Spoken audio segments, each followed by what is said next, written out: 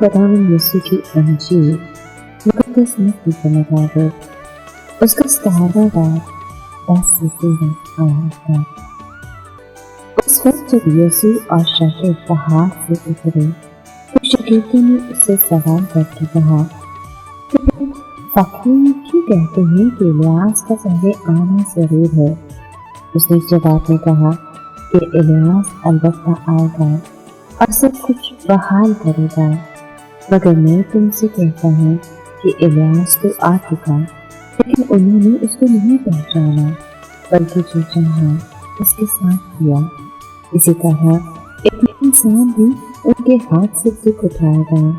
तब शागिर्द समझे कि उसने उनसे यूहन्ना अस्तिबागी की बाबत कहा है। पाकलाम के पढ़े और सुने जाने पर खुदा की बरकत हो, खुदा का शुक्र हो। दोस्तों, यीशु की सूरत बदलने और आसमानी मुलाकातों की आमद की रोया ने इन 3 शागिर्दों को मजबूत किया और रूहानी जोश से भर दिया। मसीह ने उन्हें हुक्म दिया कि वो इस रोया के मुताबिक किसी को न बताएं जब तक कि वो मृतों में से जीना उठे। जो मसीह के मुस्लिम होने का वक्त करीब आता जा रहा था, वो बड़ी एहतियात से चलता था।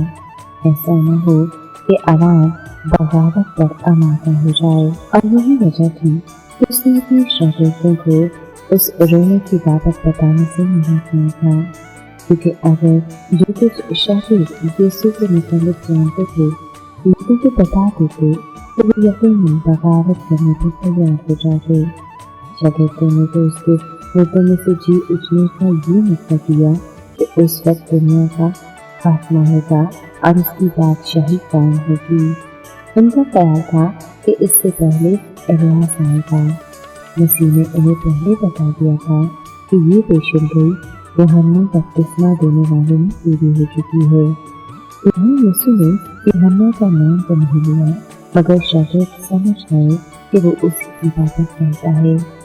इलियास को एज़ेबेल ने सख्त अज़ियत दी थी। यूहन्ना को हेरोदेस ने कत्ल करा दिया।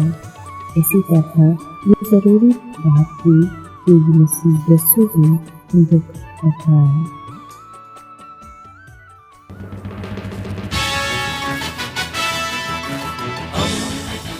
दोस्ती का पैगंबर, रेडियो वेरितास एशिया।